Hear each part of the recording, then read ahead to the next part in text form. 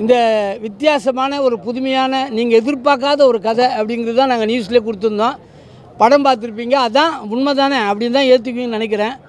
சின்ன படம், கஷ்டப்பட்டு போராடி இந்த படத்தை எடுத்திருக்காங்க. அவங்களே ஓன் ரிலீஸ் பண்ணுறாங்க, வியாபாரங்கள்லாம் இவங்க பண்ணலை, அவங்களே தான் ரிலீஸ் பண்ணுறாங்க.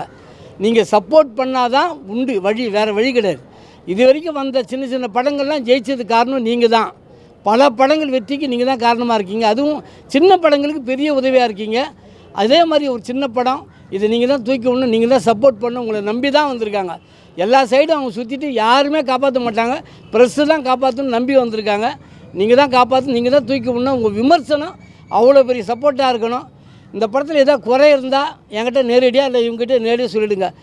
ப்ளஸ்ஸை நீங்கள் எழுதிருங்க, அவ்வளோதான். தயவு செஞ்சு கொஞ்சம் பார்த்து எழுதுங்க, பார்த்து பண்ணுங்கள். கஷ்டப்பட்டு இந்த படத்தை எடுத்துருக்காங்க, அவங்களும் ஓன் ரிலீஸு, கொஞ்சம் ஹெல்ப் பண்ணுங்கள். நானும் உங்களில் ஒருத்தி தான். நான் வந்து சன் டிவியில், சன் நியூஸில் இருக்கேன். 25 வருஷமாக சன் நியூஸில் ஒர்க் பண்ணிகிட்ருக்கேன். இது எங்களோட முதல் முயற்சி. நீங்களாம் சப்போர்ட் பண்ணி எங்களை முன்னுக்கு கொண்டு வாங்க. அந்த பக்கம் நிற்க வேண்டியனா இன்றைக்கி இந்த ப்ரொடியூசராக இங்கே நிற்கிறேன். இல்லை, நான் வித்தியாசமான கதைகள் எழுதணுன்ற ரொம்ப வருஷமாக நான் ஃபிலிம் ஸ்கூலில் படித்ததுலேருந்து அப்படி தான். நான் வந்ததுலேருந்து ஃபிலிம் இன்ஸ்டியூட் வெளிலேருந்து வந்து நான் டாக்டர் கதிட்டு இருந்தேன். அங்கே தான் மிஷ்கின் சாரை சந்தித்தேன். அவரோட சித்திரம் பேசரி, நந்தலாலா. நான் நிறைய நான் ஃபிக்ஷன் படிப்பேன். பேசிக்கலாக பிஎஸ்சி ஃபிசிக்ஸு. ஸோ சயின்ஸ் ரீதியாக தான் நிறையா கதைகள் யோசிச்சுட்டு இருப்பேன்.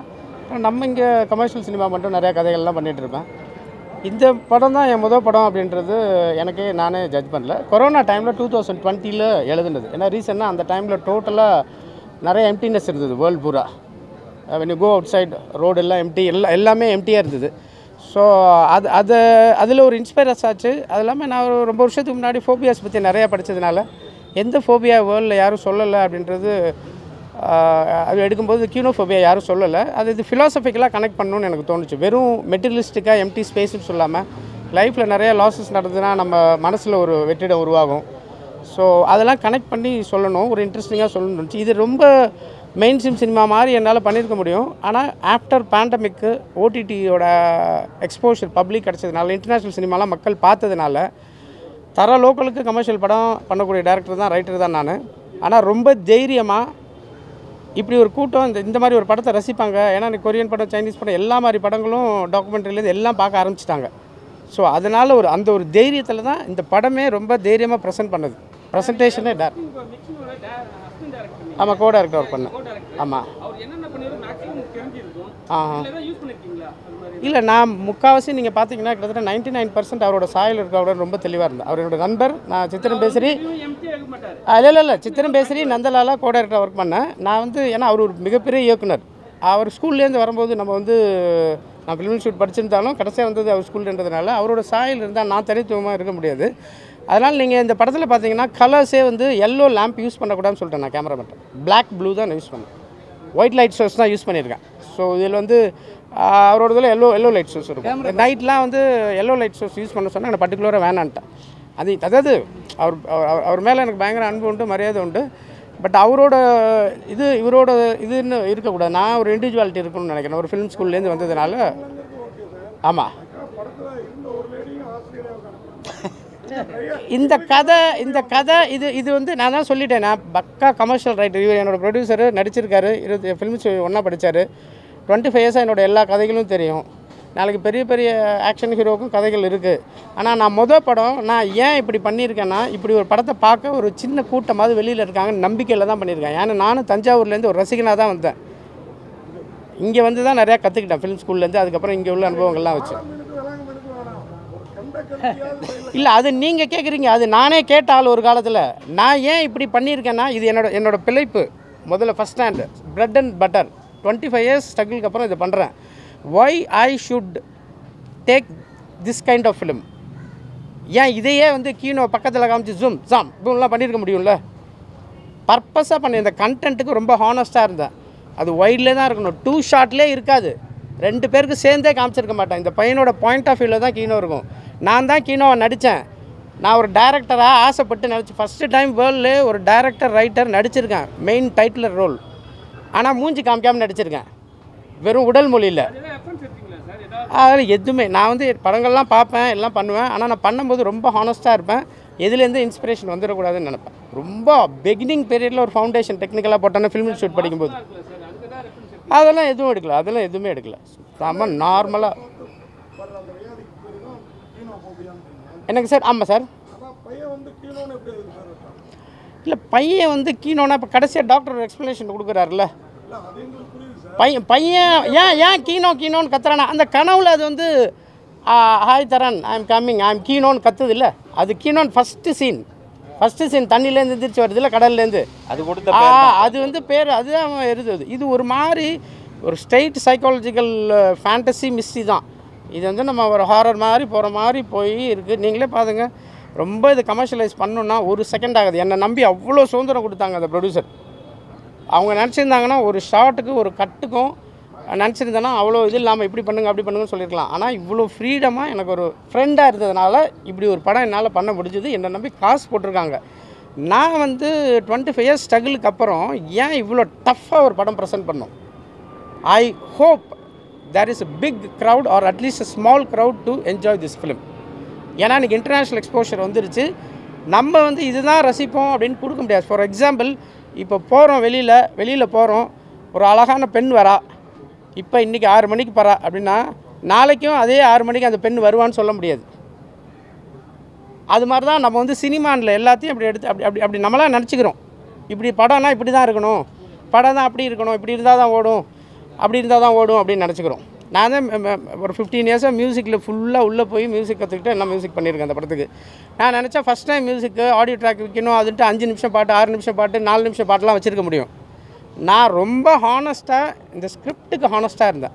அதுக்கு ஃபுல்லாக என்னோடய ப்ரொடியூசர்ஸ் அப்படி சப்போர்ட் பண்ணாங்க. என்னோடய ஆக்டர்ஸ், என்னோடய க்ரூ எல்லாம் அப்படி இருந்தாங்க. ரொம்ப சின்ன க்ரூ. அது ரைட்டிங் வந்து ரொம்ப ஸ்மால் கண்டென்ட். ஒரே அந்த கீனோட வார்த்தை மட்டும்தான் சினாப்சிஸ் நீங்கள் சொன்னால். அதை எக்ஸ்பேண்ட் பண்ணுறது வந்து அது ஸ்க்ரீன் அது வந்து பெஸ்ட்டு ஸ்க்ரீன் ப்ளே பண்ணணும்னு ஒரு ஆசையாக இருந்தது. அதுதான், அது ஒன்றும் இல்லை. இல்லை அப்படி இல்லை. இது ஆக்சுவலாக இது எக்ஸ்பிரஷன் தான்.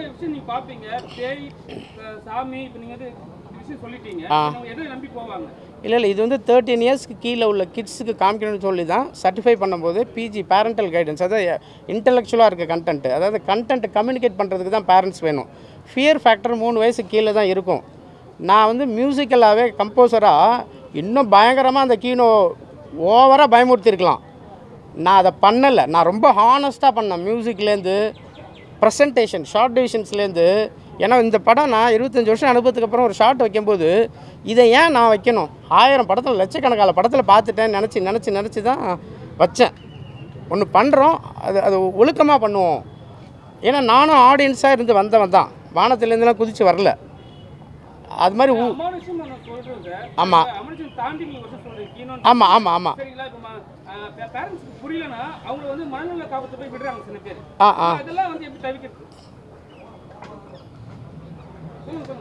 ஓகே ஓகே ஓகே மணலை காப்பாற்றுறது தவிர்க்கிறதா இந்த படம் வந்து இது வந்து தைரியப்படுத்தணும். இந்த குழந்தைங்களுக்கு இல்லை, நான் தான் கனெக்டாக கடைசியாக வாய்ஸ் ஓவர்லேயே சொல்லிட்டேனே, யாருமே நீங்கள் வெற்றிடத்தை பார்த்து பயப்படாத ஆள், ரேர் கேஸ்னே சொல்கிறான் அந்த ஆள். யாருக்கோ இல்லை, அதுதான் கதை. யாருக்கு இந்த பக்கம் உங்களுக்கு வந்து எண்டில் வாய்ஸ் ஓவர் வருது, யாருமே ரியல்லே பயப்படலைன்னா கூட மென்டலி ஃபிலாசபிக்கலாக மென்டலாக லைஃப்பில் நமக்கே ஏதாவது ஒரு பிரச்சனைனா ஒரு வேக்கம் உருவாகுதுல நம்ம மனசில், அதையும் நான் ஃபிலாசபிக்கலாக கனெக்ட் பண்ணி தான் அந்த அந்த அந்த அந்த அதுவுமே கீனோஃபோபியா தான், இன்டர்னல் கீனோஃபோபியா. எக்ஸ்டர்னல் ஓகே அப்படிலாம் பண்ணல.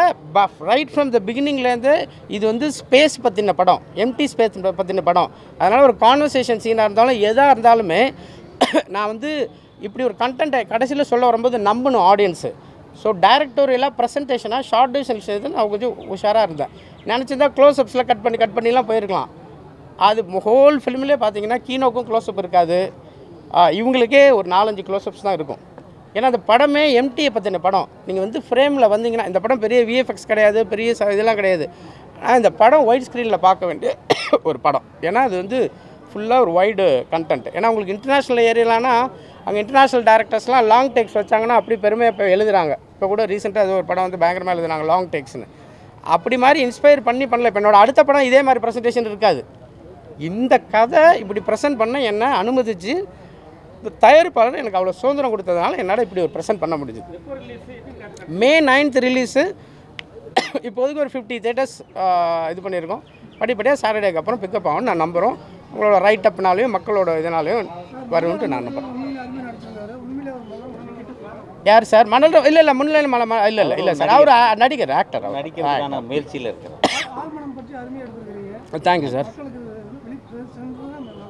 கண்டிப்பாக இது வந்து குழந்தைங்களுக்கும் பெரியவங்களுக்கும் எல்லாருக்குமே ஒரு மென்டல் ஸ்ட்ரென்த்தை எலிவேட் பண்ணுறது தான்.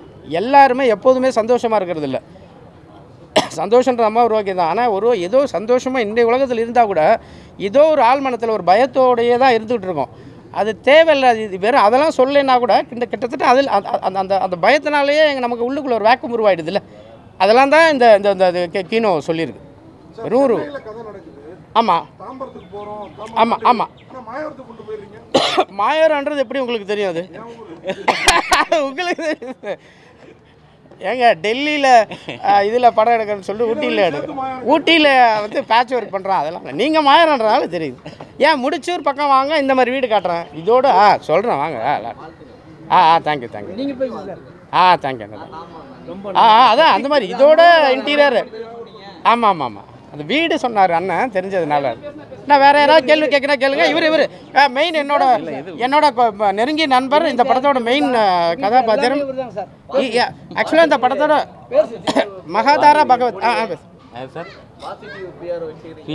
ஆமாம் நீங்கள் பேசுங்க பகவத், நீங்கள் பேசுங்க. நீங்கள் உங்களை இன்ட்ரடியூஸ் பண்ணிட்டு ரொம்ப நன்றி நீங்கள் வந்ததுக்கு. வேறு படம் பண்ணதெல்லாம் சொல்லுங்கள் சார். ஆமாம் ஆமாம் நாங்கள் ஆக்சுவலி கந்தர்வா சிவலாட்ஸ் கிரியேட்டர்ஸ்னு கம்பெனி. இதுக்கு முன்னாடி ஒரு படம் பண்ணியிருக்கோம், ஒரு தோழன் ஒரு தோழின்னு. இது எங்களுடைய 2வது ப்ரொடக்ஷன். இது கீனோ. நன்றி சார், நன்றி. அது என் பையன். Real father son acted as fictional father son. Thank you. எனக்கு கதையே பிடிச்சிருந்து ஓகே பண்ணேன். எதுன்னு இல்லை, ஒரு வித்தியாசமான முயற்சி பண்ணுவோங்கிறது தான். ஒரு ஆக்சுவலி நானும் ஃபிலிம் ஸ்டூடெண்ட்டு, ஒய்ஃப் அவங்களும் ஃபிலிம் ஸ்டூடெண்ட், எல்லாமே நாங்கள் இன்ஸ்டியூட்டு ஒரே பேட்ச்சு. ஸோ வேறு மாதிரி ஒரு படம் பண்ணுவோம். என் வழக்கமாக ஒரு படம் பண்ணுறதுக்கு கொஞ்சம் வேறு மாதிரி ஒரு படம் பண்ணுவோங்கிறதுனால அது நாட்டு கிடச்சிது. அவர் கதை சொன்னார், ஓகே பண்ணிடுவோம் அப்படின்னு. நன்றி சார். அந்த இது இப்போ கேமராமேன் ஆலிவர் டென்னி. இதுதான் கேமராமேன் ஆலிவர் டென்னி கேமராமேன். எல்லாருக்கும் வணக்கம். டேரக்டர் ப்ரொடியூசர் என்னை கூப்பிட்டு இந்த கதை சொன்னாங்க. எனக்கு ரொம்ப பிடிச்சிருந்துச்சு. ஸோ இதுக்கு ஒரு கலர், ஒரு பேட்டர்ன் கேட்டாங்க. அவங்க என்ன நினச்சாங்களோ அதை அழகாக பண்ணி கொடுத்தேன். எனக்கு இயக்குனரும் தயாரிப்பாளரும் வந்து எனக்கு நல்லா ஃப்ரீடம் கொடுத்தாங்க. அதை வந்து நாங்கள் ரசித்து நாங்கள் அழகாக எடுக்கிறதுக்கான ஒரு சோர்ஸ் தான் நீங்கள் பார்த்த கீனோ மூவி. தேங்க்யூ. சும்மா பயந்து சொல்லு. ஆமாம் யாராவது கேள்வி கேளுங்க தம்பிட்ட. கெஸ்ட் இந்த ஆன்சர் வரும். யாராவது கேள்வி கேளுங்க.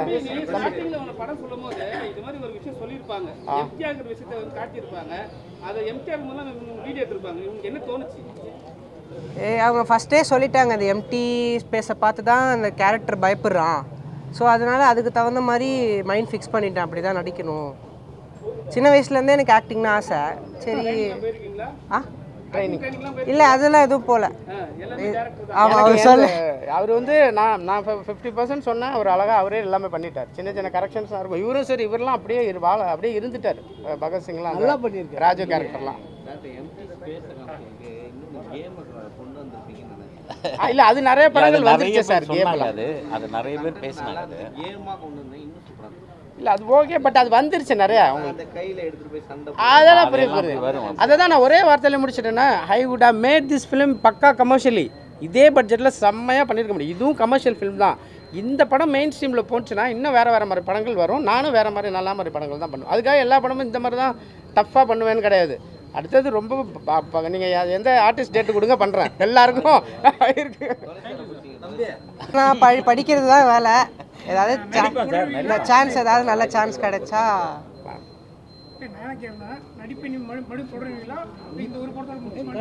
படித்து முடிச்சுட்டு எல்லாம் பண்ணலாம்.